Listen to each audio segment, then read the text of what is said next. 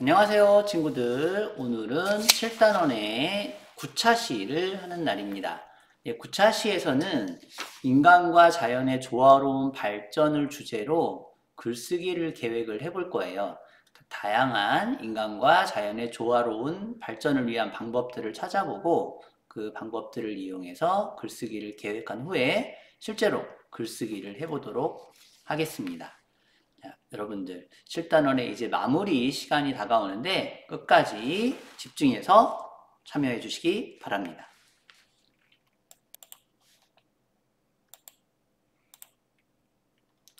네, 인간과 자연의 조화로운 발전에 대해서 생각을 먼저 해볼 텐데요. 첫 번째 그림을 보니까 콘크리트로 덮여 있던 하천이나 생활하수로 악취가 나던 하천들을 복원하고 있다라고 돼 있어요. 그래서 이런 하천을 복원을 위한 노력을 하면 사실 하천이 복원이 되면 그 하천에 살고 있는 생명체가 복원이 되고 또 그 생명체를 먹는 또 물고기들이나 더 큰 새들 또 같이 또 환경에 동참을 하게 되죠. 그래서 다양한 환경 복원의 시작이 될 수 있어요. 뭐 우리나라에서는 대표적으로 청계천이 이 하천 복원의 성공적인 작품이라고 알려져 있습니다. 또 두 번째 그림 보니까 내복도 있고 찬바람도 막아서 따뜻하게 지내자. 우리 겨울철에 많이 하는 거죠. 집 안에 있을 때 내복을 입고 또 창문에 비닐 같은 거 붙여서 뽁뽁이 같은 거 붙여서 따뜻하게 올리는데 이게 도대체 인간과 자연의 조화로운 발전과 관계가 있을까? 네, 실제로 관계가 있습니다. 왜냐하면 우리가 온도를 덜 올림으로써 화석 연료인 뭐 석유라든지 석탄이라든지 천연가스를 덜 태우게 되고 덜 태운 만큼 환경이 깨끗해지겠죠.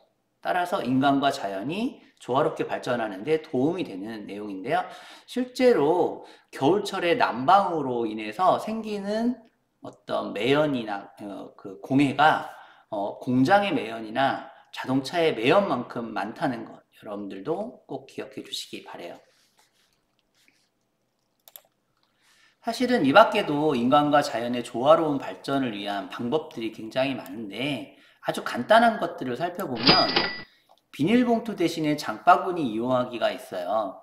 뭐 시장이라든지 마트 같은 곳에 가면 이제 비닐봉투에 이렇게 담아서 오는 경우가 많은데 생각보다 이 양이 많다고 합니다. 뭐 1년 동안 뭐 몇십억 장이 될 수도 있다고 하는데요. 이렇게 비닐봉투를 많이 쓰면 또 문제가 뭐냐면 이 봉투들을 만드는데도 공해가 발생하지만 이 봉투가 만들어진 후에 비닐이라서 썩질 않아요. 땅에 묻어도 썩지를 않고 태우면 또 좋지 않은 공해가 나오고 그래서 우리가 장바구니를 쓰면 장바구니에 담으면 장바구니는 또 재사용이 가능하고 또 장바구니는 또 환경 친화적인 것들이 많아서 우리가 인간과 자연의 조화로운 발전에 큰 도움이 될 수 있습니다. 또 한 가지는 이제 동물들의 삶의 터전인 숲을 보호하는 건데요. 우리 주변에 있는 산이라든지 숲을 우리가 잘 가꾸는 것은 그 안에 살고 있는 동물들의 삶의 터전을 지켜주는 것이고 이 동물들이 건강하게 살면 결과적으로 환경이 좋게 유지가 되는 거니까 인간에게도 도움이 된다는 그런 얘기들 많이 들었을 겁니다. 마지막으로는 친환경 제품 사용하기가 있는데요. 요즘 제품에는 이제 친환경 제품 표시된 게 되게 많아요. 우리 친환경 제품들은 대부분 만들어질 때도 친환경적이고 또 버려져도 친환경적인데 이렇게 함으로써 환경을 보호하는 데 큰 몫을 담당할 수 있어요. 그래서 여러분들이 이런 거에 관심을 갖고 실천할 필요가 있는 좋은 방법들입니다. 자, 이런 다양한 방법들을 우리가 찾아봤는데 이런 것들을 이용해서 글쓰기를 한다면 어떻게 쓸 수 있을까? 네, 우리 계획을 한번 해봐야 되겠죠? 자, 글 제목부터 정해본다면 간단하게 뭐 함께 행복한 삶 이렇게도 쓸 수 있고 환경을 보호하자 아니면 뭐 인간과 자연의 조화로운 발전 이거 자체가 그냥 제목이 될 수도 있을 거예요. 자, 이제 글 제목이 이렇게 정해졌으면 인간과 자연이 조화를 이루며 발전해야 되는 까닭, 일종의 동기, 글을 쓰게 되는 이유, 글의 목적이 될 텐데 이런 것들이 있을 수 있을 것 같습니다. 지구는 인간만의 것이 아니기 때문에 인간과 자연이 함께 살아야 된다. 또 동물들에게도 사람과 같이 행복하게 살 권리가 있는데 인간 때문에 행복하지 못하다. 이렇게 쓸 수도 있겠고요. 또 깨끗한 자연 속에서 인간이 행복하게 살 수 있기 때문이다. 인간도 아무리 뭐 편리하고 또 생활에 도움이 되는 물건들을 갖는 게 좋겠지만 깨끗한 자연이 아니면 인간도 살 수는 없습니다. 그래서 이런 것들을 가지고 동기 유발 또는 글의 도입 부분에 사용할 수 있을 것 같아요. 그리고 이제 본론에 들어가면 실천 방안이 나오겠죠. 어떻게 해야 되는지를 설명해 줘야 되니까. 그래서 우리가 앞에서 얘기했던 비닐봉투 대신에 장바구니 사용하기, 또 동물들의 삶의 터전인 숲 보호하기, 또 친환경 제품 사용하기를 실천 방안으로 제시할 수 있는데 이 밖에도 여러분들이 알고 있는 다양한 방법들을 실천 방안으로 제시하시는 것이 더 좋을 수 있어요. 이건 선생님의 방법이고 여러분들은 여러분들 각자의 방식으로 글의 실천 방안을 제시해 주시기 바랍니다. 자, 글쓰기에 이제 이렇게 되면 기본적인 계획이 잡혔고 여러분들이 여기에 필요한 근거 자료들을 제시할 필요가 있겠죠. 자료들은 이런 것들이 또 가능할 거예요.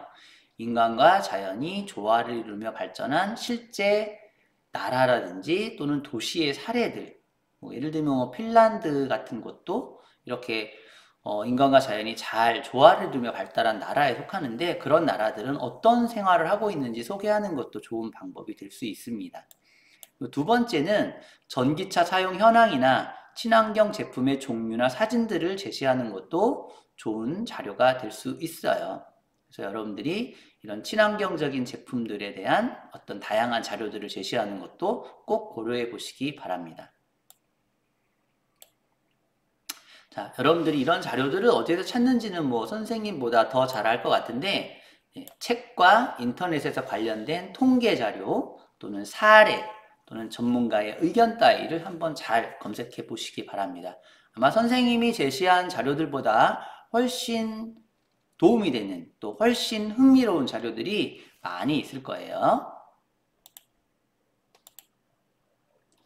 자, 여러분들은 이렇게 자료가 다 정리가 됐으면 인간과 자연이 조화를 이루며 발전하려면 노력해야 할 점을 한번 잘 정리해 보시고 부침 5에 내가 찾은 내용들을 글로 쓰는 겁니다. 그래서 게시판이나 패들렛에 올려주시면 돼요. 꼭 여러분들 스스로 자료 찾아보시고 부침 5에 글을 써서 게시판이나 패들렛에 올려주세요. 자, 오늘 9차 시는 292쪽부터 293쪽으로 활동 마무리 하겠습니다. 선생님이 등교시에 교과서 검사하는 거 잊지 마시고 꼭 해주시기 바라고 부침 5에 인간과 자연의 조화로운 발전을 위한 노력을 꼭 글로 쓰시고 게시판이나 패들렛에 올려주세요. 자, 9차 시에서는 인간과 자연의 조화로운 발전을 주제로 글을 쓰는 활동을 해봤습니다. 자료를 찾아보고 그에 관련된 계획을 세워서 부침 5에 글을 쓰는 건데요. 여러분들 잊지 마시고 부침 5까지 다 활동 마치신 후에 패들렛에 올려주시기 바랍니다. 잊지 말고 꼭 해주세요. 자, 오늘 수업 마치겠습니다. 모두 안녕!